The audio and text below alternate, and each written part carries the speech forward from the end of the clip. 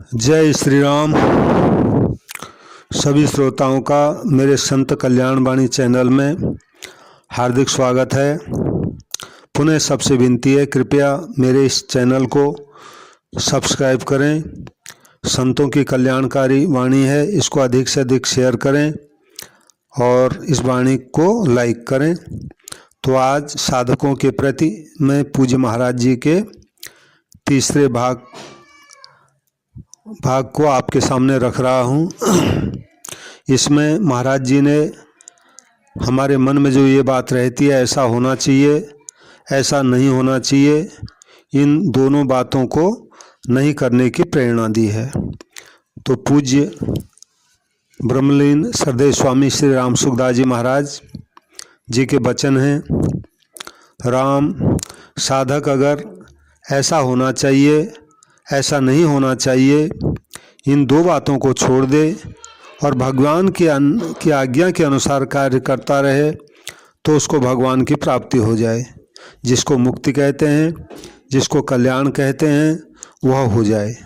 रामायण में आता है, कम हुक कर करुणा नर देही, देत ईश बिनु हेतु सनेही। उत्तरकांड के 43वें दोहे की तीसरी चौपाई है यह। बिना हेतु कृपा करने वाले प्रभु अपनी तरफ से कृपा करके जीव को मनुष्य शरीर देते हैं। कृपा का तात्पर्य यह हुआ कि मनुष्य अपना कल्याण कर ले, मनुष्य का कल्याण हो जाए, इस भाव से भगवान मनुष्य शरीर देते हैं।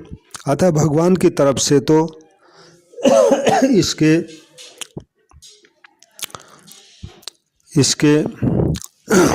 इसके उद्धार का संकल्प हो गया, परंतु मनुष्य इसमें ऐसा होना चाहिए, ऐसा नहीं होना चाहिए, इस बात को पकड़ लेता है और इसी से बंधन में पड़ जाता है और इसी को कामना कहते हैं। गीता जी ने जो कामना त्याग की बात कही है, उसका तात्पर्य भी यही है कि ऐसा हो जाए और ऐसा न हो, ये इन दोनों बातों को छोड़ दे। इस तरह कामना का त्याग करने से मनुष्य का संसार के साथ संबंध नहीं रहेगा और भगवान की कृपा से, भगवान के संकल्प से इसका उद्धार फिर हो ही जाएगा। यह निश्चित बात है। प्रभु स्वाभाविक बिना कारण कृपा करते हैं, किसी कारण से नहीं।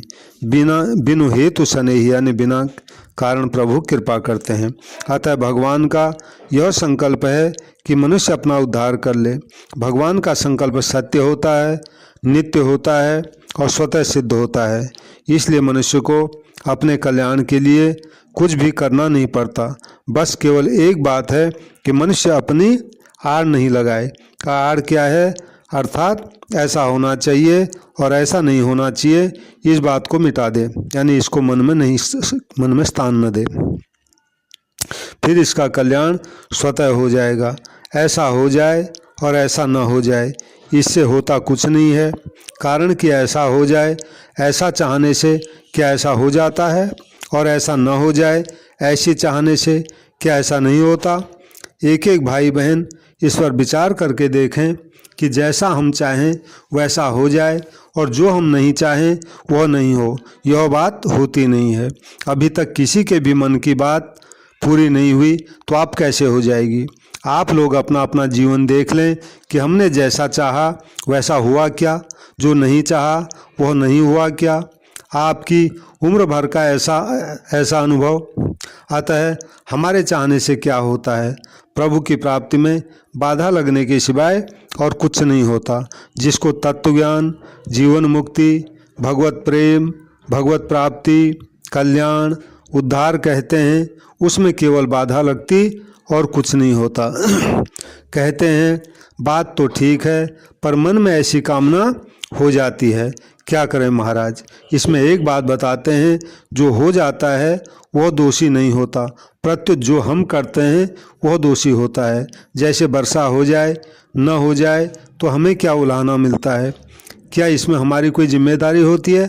जो स्वतः होता है उसकी हमारे पर कोई जिम्मेदारी नहीं होती, उसका हमें कोई पाप पुण्य भी नहीं लगता। अतः मन में ऐसा हो और ऐसा न हो, ऐसा आ भी जाए तो उसकी उपेक्षा कर दें, कहें कि नहीं, हमें यह कामना नहीं करनी है, हमें यह बात बिल्कुल भी नहीं रखनी है। इस पर अगर आप दृढ़ता से टिक जाएं तो यह कामना मिट जाएगी। हमारे मन में तो यही बात रहनी चाहिए कि जैसा भगवान चाहें वैसा होना चाहिए, जैसा भगवान नहीं चाहें वैसा नहीं होना चाहिए। मेरी चाही मत करो, मैं मूर्ख अज्ञान, तेरी चाही मैं प्रभो, है मेरा कल्याण। अगर चाह हो भी जाए तो भगवान से कह दें कि हे नाथ, मेरी चाही मत करना। नारद जी ने चाहा कि मेरा विवाह हो जाए, तो क्या विवाह हो गया उनका? उन्होंने भगवान से भी मांग लिया, तो भगवान ने कहा कि जैसा तुम्हारा परम हित होगा वैसा मैं करूँगा। जही विधि होई परम हितो, नारद सुनो तुम्हार, सोई हम करबन आन कछु, बचन न मिर्सा हमार। श्री रामचरितमानस के उत्तरकांड, ये बालकांड की एक कथा है। बालकांड का 132वां दोहा है ये। नारद जी ने अपने आप को भगवान को दे रखा था, अतः उनके मांगने पर भी भगवान ने उनको नहीं दिया। इसलिए मांग कर अपनी इज्जत क्यों खोएं, क्योंकि प्रभु तो अपनी मर्जी ही करेंगे। जब वे अच्छे भक्त का भी कहना नहीं मानते, तब वे हमारा कहना भला कैसा मानेंगे? तो फिर कहना ही क्यों है? कुछ भी नहीं चाहेंगे तो हमारी इज्जत रह जाएगी। जब हनुमान जी सीता जी का पता लगाकर उनका संदेश लेकर भगवान के पास आए, तब भगवान ने उनसे कहा कि हनुमान, मैं तुम्हें क्या दूं? देने के लिए मेरे पास तुम्हें कुछ है ही नहीं, अतः अब मैं तुम्हारा ऋणी रहूँगा। इसलिए जो भगवान से कुछ नहीं चाहता, भगवान उसके ऋणी हो जाते हैं। जैसे आपको यह मालूम हो जाए कि ये महात्मा, ये पंडित कुछ नहीं चाहते, तो आपके मन में भाव होगा कि इनको कुछ दे दूं, ये हमसे कुछ ले लें। ऐसी आपकी स्वाभाविक एक रुचि होती है। ऐसे जो कुछ नहीं चाहता उसका कल्याण हो जाए, ऐसे भगवान के मन में आती है। एक संत ने कहा था, यह हमारे काम में ली हुई अनुभव की हुई बात है कि मन से पूछें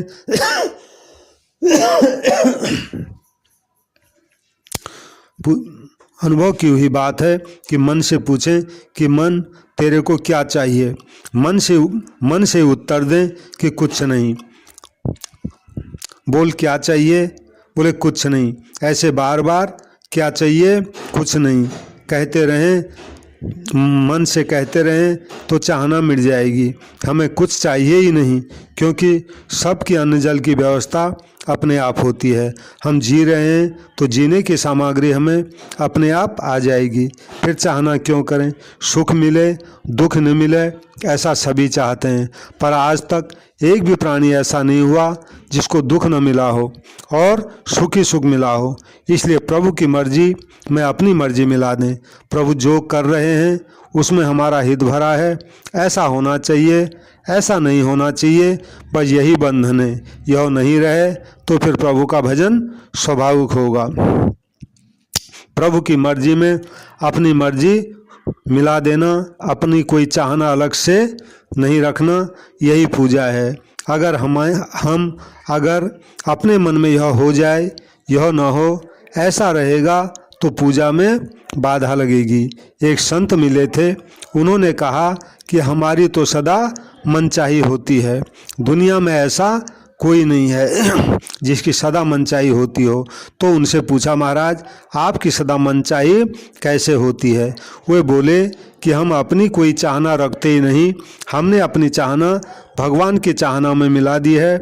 अब वे जो कुछ करें उसमें हमारी भी यही चाहना है, अर्थात ऐसा हो गया तो हम भी ऐसा ही चाहते हैं। अतः जो होता है वो हमारी चाहना के अनुसार ही होता है।